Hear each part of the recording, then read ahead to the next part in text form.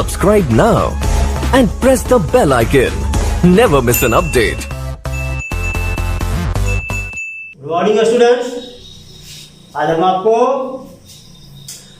Quadratic equation में very important topic completing square method जो previous class में बताए भी थे, आज फिर उससे अगला मतलब इसी में कंप्लीटिंग स्क्वायर मेथड से ही आपको क्वाड्रेटिक फार्मूला निकलती है, इसको साबित करते हैं। क्वाड्रेटिक का फॉर्म कैसे होता है? क्वाड्रेटिक का इक्वेशन का form ax square plus bx plus c equal to 0। ये क्वाड्रेटिक इक्वेशन का फॉर्म है। Quadratic equation written in always in the form of ax square plus bx plus c equal to 0।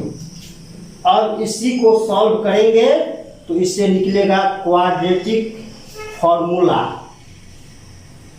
इससे निकलेगा quadratic formula, जिससे आप सवाल बनाने में सुविधा होगी, काम आएगा। तो इसके पहले कंप्लीटिंग स्क्वायर इसलिए भी एग्जाम्पल दे सिखाए कि अब आप कंप्लीटिंग स्क्वायर में कुछ अंश तो सीखे हैं, अब उसी का पुनः यूज करते हुए, तो जब यूज करेंगे तो क्या सिखाए थे, उसमें दो फार्मूला काम आया था। a प्लस बी का होल स्क्वायर मतलब a स्क्वायर प्लस में 2ab और प्लस बी स्क्वायर बराबर a प्लस बी का होल स्क्वायर, यही सिखाए थे ना, याद है आपको? और इसके बाद में a square minus 2ab plus b square, ये क्या आया था? a माइनस बी का होल स्क्वायर। तो इसी दो फार्मूला का यूज आया था कंप्लीटिंग स्क्वायर मेथड में। आपको ध्यान होगा कंप्लीटिंग स्क्वायर मेथड में इसी दो का काम आया था। अब हम ये क्वाड्रेटिक का फॉर्म है, इसको लिख लिया, और इसी क्वाड्रेटिक के फॉर्म से क्वाड्रेटिक फार्मूला क्रिएट होगा, जिसमें हमें मेथड कंप्लीटिंग स्क्वायर का ही काम आएगा। तो आपको प्रीवियस क्लास में 2-4 एग्जाम्पल दे करके आपको समझा दिए, बड़ी मजा आया होगा बनाने में। अब यहाँ भी मजा आएगा।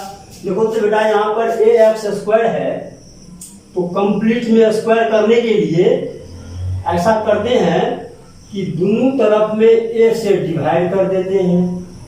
तो डिवाइड करेंगे a से डिवाइड, और divide a both side we get we have. जब डिवाइड करते हैं ax स्क्वायर बट्टा a, bx बट्टा a, c बट्टा a, आपने देखा a से दोनों तरफ में डिवाइड किया, तो a से इसको भी सबको डिवाइड अलग अलग लिख दिया, और 0 से डिवाइड करेंगे तो 0 ही आएगा, a से a कट जाएगा। इस प्रकार देखो बेटा, x स्क्वायर अर्थात होल स्क्वायर, तो आ गया 1 का होल स्क्वायर। अब जब a स्क्वायर फंस गया तो फिर आप उसको प्लस में है, तो ये फॉर्मूला लागू होगा, प्लस वाला ये लागू होगा, प्लस वाला लागू होगा। तो a स्क्वायर लिखा गया प्लस 2a और b, और b के जगह क्या ट्रिक बताए थे कि b के जगह ऐसा चीज सेट करेंगे कि इतना आना चाहिए। अर्थात ये ट्रिक क्या था, याद है आपको? मेरे पास अभी यहाँ 2x अवेलेबल है, आप किस से मल्टीप्लाई करें? सपोज कि p से मल्टीप्लाई कर दो, इक्वल टू में इसको करने पर कितना आना चाहिए था? तो b बट्टे ax, यही साबित करना था। तो x यहाँ भी है और x यहाँ भी है, कट गया। अब ये p निकलेगा, तो p के साथ में 2 गुना में है, चल जाएगा बट्टा में, नीचा में, और ये पहले से है, b ऊपर में। आपने देखा कि किससे मल्टीप्लाई करना पड़ेगा? यहाँ b बाय 2a से। अभी आपको कंप्लीटिंग स्क्वायर में सिखाया कि यहाँ पर ऐसा चीज सेट करें कि इतना आना चाहिए। अगर आपको जल्दबाजी में या सेट करने में समस्या होती है तो देखिए, अभी ये ट्रिक सिखाए हैं, ये वेरी इजी भी है और मजेदार ट्रिक भी है। आपके पास इतना अवेलेबल था और इसको किससे मल्टीप्लाई करें कि इतना आना चाहिए। तो इसको किससे करें, तो नहीं मिला तो कुछ लिख दिया कुछ भी p q l m n, और बराबर में जो करना था ये लाया, तो एक्स यहाँ भी तो कट गया। अब ये आया था तो ये मल्टीप्लाई में है, पी निकालेंगे नीचा में आ जाएगा, तो ये किससे मल्टीप्लाई, तो देखिए यहाँ लिख दिया बी बट्टे ए आया। अब आप चेक करो तो 2 से 2 कट जाएगा, क्योंकि काटेंगे नहीं, 2 से 2 कट जाएगा, और बी एक्स ए, देखिए बी एक्स और ए आया, बी एक्स और ए आया, 2 कट जाएगा। आई समझ में, तो बी की जगह क्या लिया है, बी बट्टे 2a, तो ए स्क्वायर प्लस 2ab और प्लस में बी स्क्वायर, तो बी की जगह पर क्या है, बी बट्टे ए का ए स्क्वायर आया। तो क्या सिखाए थे, एक बार जोड़ना है तो एक बार जितना घटा देना है, एक बार जितना आप जोड़े हैं उतना ही इसमें से घटा भी देते हैं, तो घटा दिया, ये और ये कट गया, सवाल जितना है उतना रह गया। फिर एक्स्ट्रा में क्या है, अभी भी प्लस में सी बट्टे ए एक्स्ट्रा में अभी भी है। अब इसके अगला स्टेप में क्या आएगा, एक्स स्क्वायर ये प्लस बी बाय और माइनस ये कट गया, ये था बराबर में 0। अब आपको कंप्लीट पर स्क्वायर याद होगा, ध्यान होगा, स्क्वायर यहां से यहां तक है, यहां से यहां तक ये क्या हो जाएगा, ए प्लस बी का होल स्क्वायर, और तब ये बराबर में क्या आएगा, ये चल जाएगा इधर, तो b बट्टे 2a का स्क्वायर और माइनस सी बट्टे a। देख लिया, ये हो गया कंप्लीट पर स्क्वायर। इसी कंप्लीट पर स्क्वायर लाने के लिए इस मेथड का यूज हुआ, इसका नाम पड़ गया कंप्लीटिंग स्क्वायर मेथड। तो बड़ी मजेदार से टॉपिक है, आज इसको सॉल्व करते हैं। तो बी स्क्वायर बट्टा 4a स्क्वायर, फिर माइनस में सी बट्टे ए, फिर इसके बाद इसको सॉल्व करना, तो इसका एलसीएम तो आता है, एलसीएम 4a स्क्वायर। अगर एलसीएम में समस्या हो तो चुपके कहीं पर कर लेंगे काम, 4a स्क्वायर और a ऐसे ही कर लेंगे काम, जैसा कि आप बहुत बच्चे क्लास से करते आ रहे हो। तो a से डिवाइड करोगे तो 4a योग 1, अब यहाँ सीधे 4a के जो बचा, फिर बाद में उसको मल्टीप्लाई करते हो तो क्या बन जाता है, 4a स्क्वायर। ये सब काम आप चुपके करेंगे, ये एलसीएम सब में गलती नहीं करेंगे। चले तो अगला स्टेप, इसके बाद का अगला स्टेप,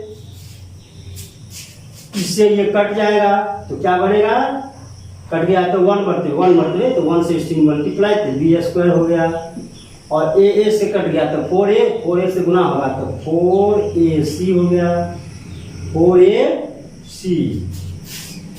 आई समझ में।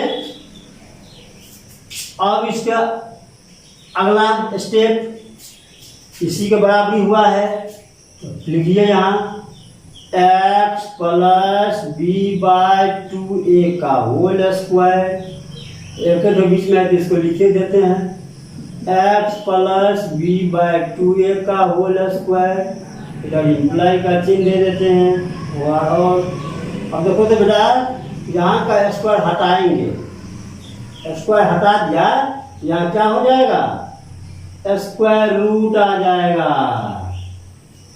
यहाँ पे क्या आ गया, x plus b by 2a, x plus b by 2a ये लिखाया, और इसके बाद बराबरी में क्या आया, इसको सॉल्व करेंगे तो ये तो माइनस में है, तो जैसा है वैसे रह जाएगा, ये नहीं बोलना, b माइनस 2ac मत बोलिएगा, गलत हो जाएगा, क्योंकि यहाँ प्लस माइनस है, सबका ख्याल रखेंगे।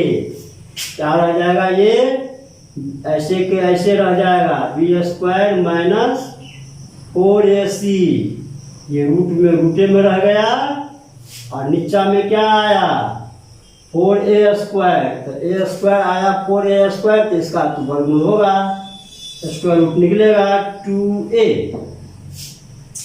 और क्या बताए थे, जब भी स्क्वायर रूट निकालते हैं तो क्या लिखते हैं पीछे में, प्लस माइनस। इसको लिखना मत भूलिए, प्लस में और माइनस में। आई बात समझ में, ये प्लस माइनस में ये लिखाएगा। अब इससे अगला स्टेप, अब इसके अगला स्टेप में क्या लिखेंगे, इसके अगला स्टेप में लिखाएगा x बराबर कर देते हैं, ये प्लस वाला है उसको उधर भेज देते हैं, तो प्लस है इधर भेजने पाएगा माइनस में b/2a, यही इसी को प्लस में है इधर भेज दिया, इधर बराबर किधर जाएगा, तो x बराबर किधर गया थी, माइनस में b/2a आएगा। अब प्लस माइनस ये है ही, क्या है ये जो ही है वो लिखा जाएगा, रूट अंडर b² माइनस में 4ac, अब बट्टा में आया 2a।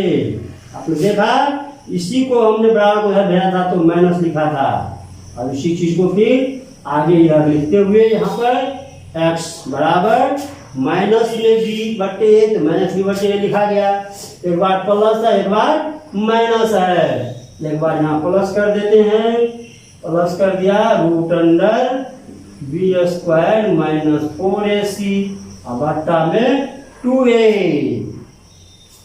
और फिर एक बार इसी को x से का मान एक बार आएगा माइनस में b/2a और माइनस प्लस लेकर के अभी यहाँ काम कर रहे हैं, तो एक हो जाएगा माइनस वाला, तो माइनस लेकर के काम करेंगे, तो माइनस में आया b² माइनस 4ac और बट्टा में 2a। अब इसके अगला स्टेप में 2a एलसीएम आ जाएगा, लिखा गया 2a, यहाँ आया माइनस में b, यहाँ आया प्लस, ये कट जाएगा और लिखाएगा b² माइनस 4ac हो गया। फिर इसके बाद ये लिखाएगा, ये लिखाएगा, ऐसे ही इसको सॉल्व कर लेंगे, तो एलसीएम में 2a और माइनस b और माइनस में root under b² minus 4ac।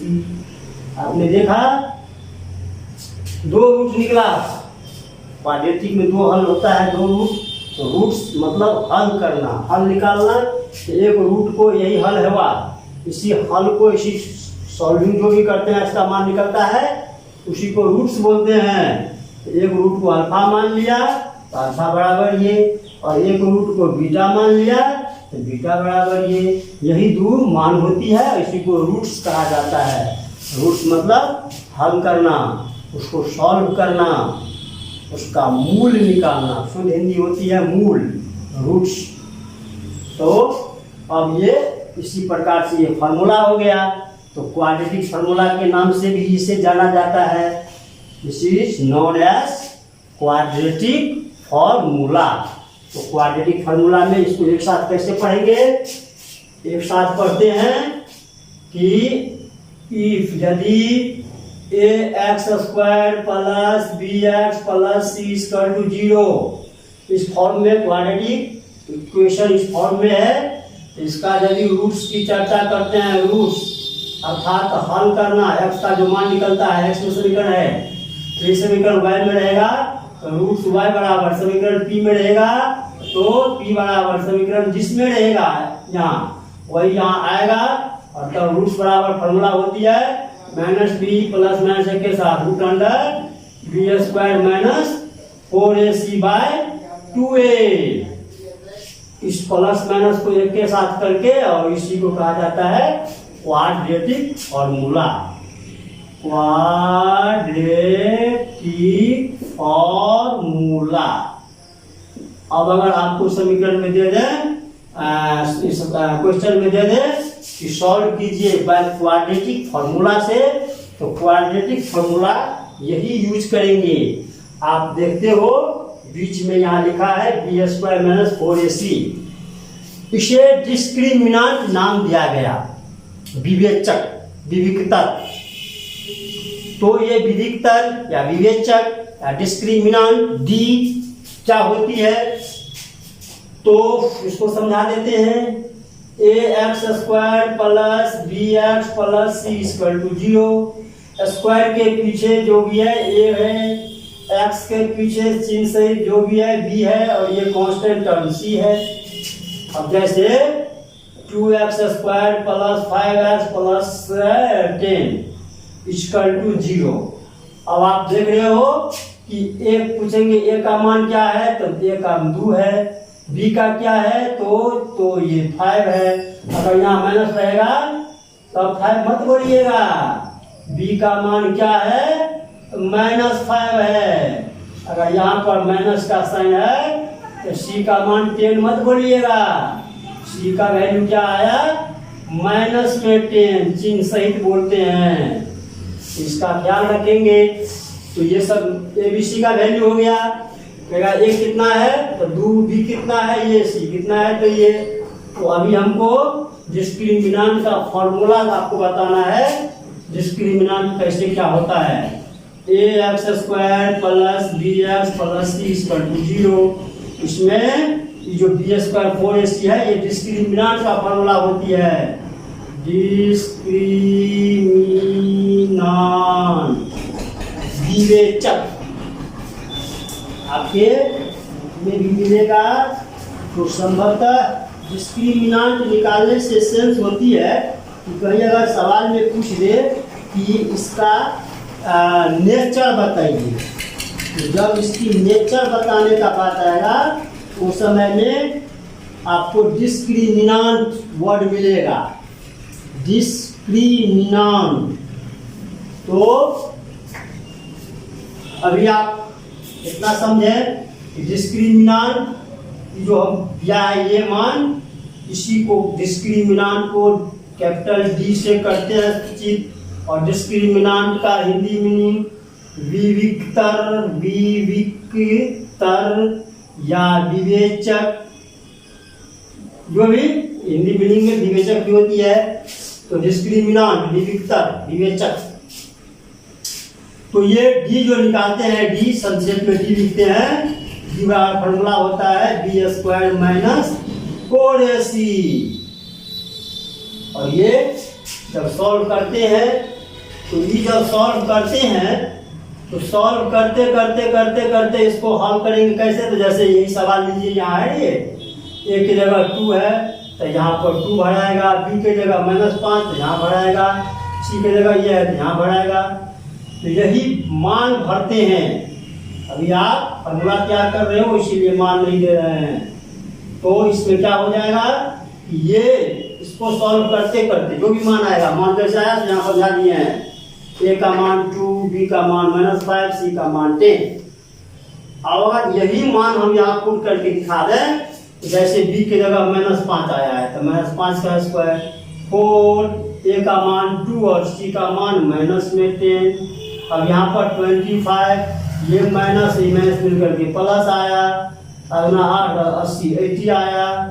तो ये ऐड होकर क्या हो जाएगा 105। अब देखो तो 105 तो बड़ा है 0 से, अर्थात 105 पॉजिटिव आया है, तो हर एक जितना पॉजिटिव है सब 0 से बड़ा होगा।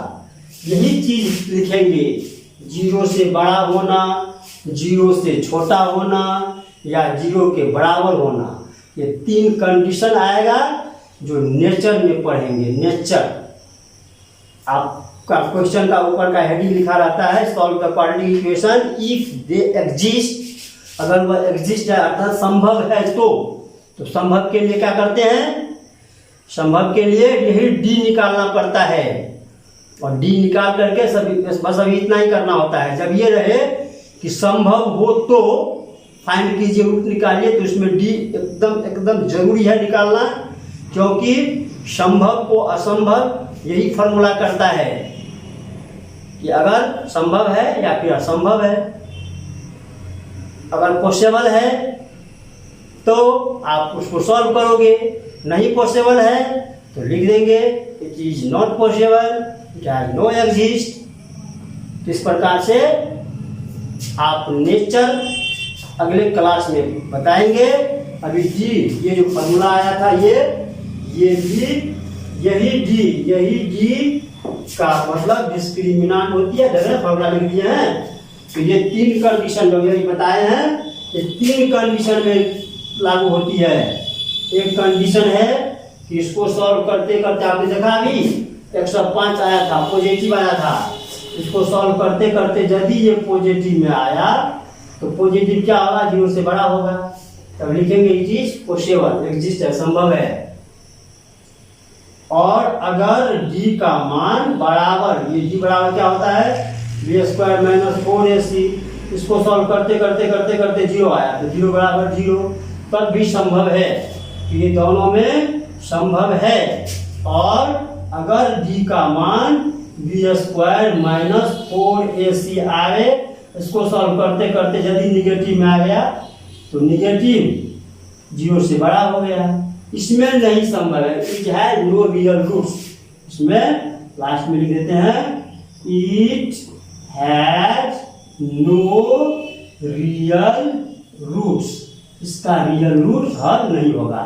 और इस दोनों का, इसका और इसका रियल रूट होगा।